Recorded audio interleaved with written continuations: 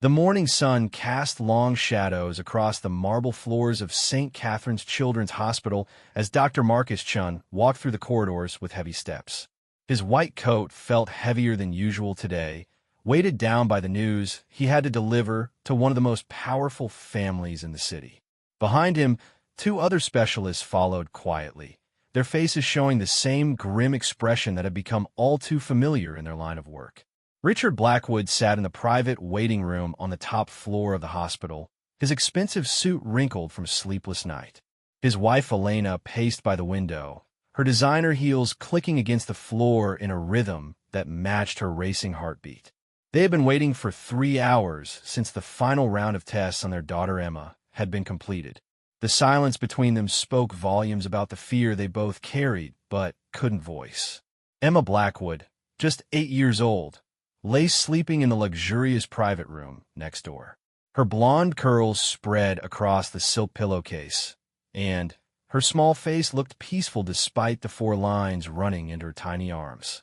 She had been fighting leukemia for 6 months now, and each treatment had become less effective than the last. The experimental drugs that money could buy had stopped working, and even the best medical team in the country was running out of options. Dr. Chin knocked softly on the waiting room door before entering. Richard immediately stood up, his businessman instincts kicking in as he tried to read the doctor's expression. Elena stopped pacing and turned toward them, her hands trembling slightly as she clasped them together. The room fell into a heavy silence as the 3 medical professionals took their positions. Mr. and Mrs. Blackwood, Dr. Chin began, his voice steady but compassionate. I need to discuss Emma's condition with you. He gestured toward the chairs, but Richard remained standing, his jaw clenched tight. Elena moved closer to her husband, seeking comfort in his presence while preparing herself for whatever was coming next. The doctor opened the thick medical file in his hands, though he didn't really need to look at it.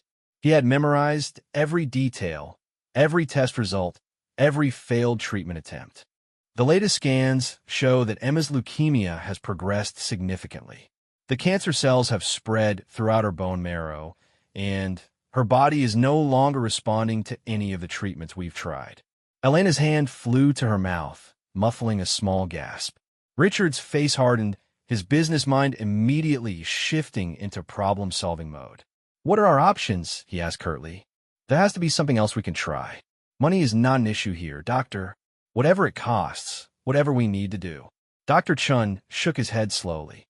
Mr. Blackwood, this isn't about money anymore.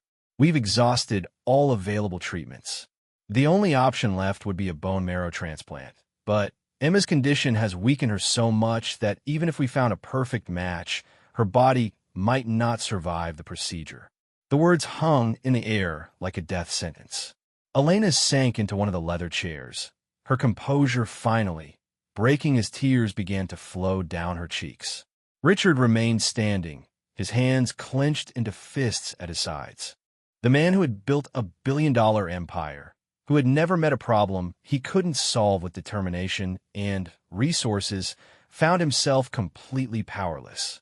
How long? Richard's voice was barely above a whisper. Dr. Chin met his eyes directly, knowing that honesty was the only kindness he could offer now. Without a miracle, perhaps 3 months, maybe less. The room erupted into Elena's sobs as the reality hit her. Richard stood frozen, his mind struggling to process the information. 3 months. His little girl, who still believed in fairy tales and asked him to check for monsters under her bed, had 3 months to live. Meanwhile, 3 floors below in the hospital service area, Grace Williams finished mopping the floors of the pediatric wing. At 52 years old, she had been working as a maid at St. Catherine's for over 15 years.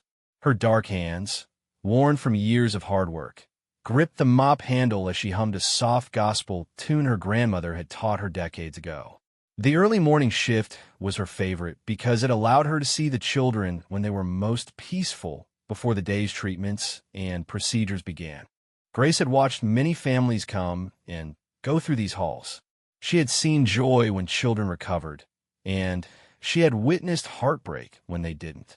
Her own story was one of loss and perseverance.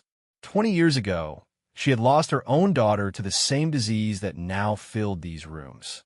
Since then, she had dedicated her life to caring for others, finding purpose in small acts of kindness that often went unnoticed. As she worked her way down the hallway, Grace noticed the unusual activity around the VIP section. She had seen the Blackwood family many times over the past 6 months, always surrounded by the best doctors money could hire. The little girl, Emma, had reminded her so much of her own daughter, Sarah. The same bright eyes, the same brave smile, even when feeling sick. Grace paused outside Emma's room, where she could see the child sleeping peacefully.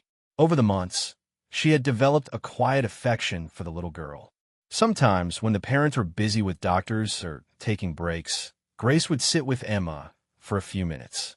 She would tell her stories about brave princesses and magical kingdoms, anything to bring a smile to the child's face during the difficult treatments. The maid continued her work, but her mind kept drifting back to the worried expression she had seen on the Blackwood family's faces lately.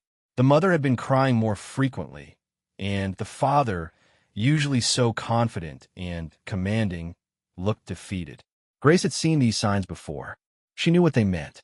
As she finished cleaning the hallway, Grace overheard fragments of conversation from the waiting room.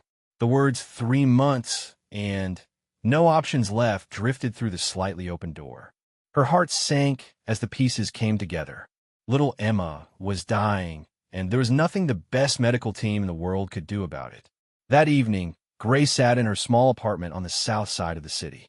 The modest 2-bedroom home was a far cry from the mansion where the Blackwoods lived, but it was filled with love and memories.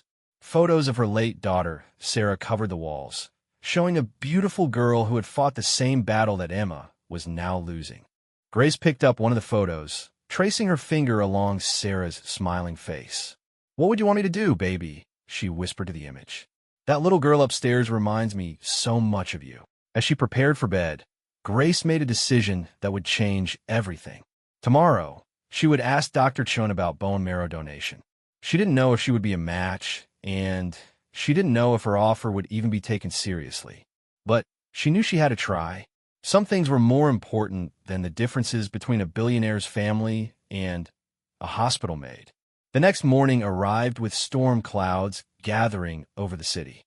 Grace arrived at work earlier than usual, her mind focused on the conversation she planned to have with Dr. Chun. She had spent the night researching bone marrow donation, learning about the risks and the procedure.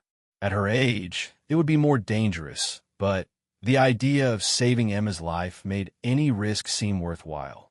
As she began her morning routine, Grace noticed that the Blackwood family hadn't left the hospital overnight. Through the windows of the VIP waiting room, she could see them huddled together on the couches, still wearing the same clothes from the day before. The weight of their daughter's diagnosis had clearly shattered their world. Grace finished her cleaning duties quickly and made her way to Dr. Chen's office. She had never spoken directly to any of the doctors about medical matters before. Her role was to clean and maintain the hospital, not to interfere with patient care. But something deeper than professional boundaries was driving her forward. She knocked quietly on Dr. Chen's office door, her heart pounding as she heard his voice calling her to enter. The doctor looked up from his paperwork, surprised to see one of the hospital's maintenance staff in his office. Grace stood nervously in the doorway, suddenly feeling the weight of what she was about to propose. "Dr. Chun," she began, her voice steady despite her nerves, "I need to talk to you about Emma Blackwood." Dr. Chun looked up from his papers, his tired eyes showing surprise at seeing Grace in his office doorway. In all his years at St. Catherine's Hospital, none of the maintenance staff had ever approached him about a patient. He set down his pen and gestured toward the chair across from his desk, though Grace remained standing, her hands clasped tightly in front of her uniform. "What can I do for you, Grace?" Dr. Chun asked gently, recognizing the woman who had worked quietly in the hospital for many years. He had always appreciated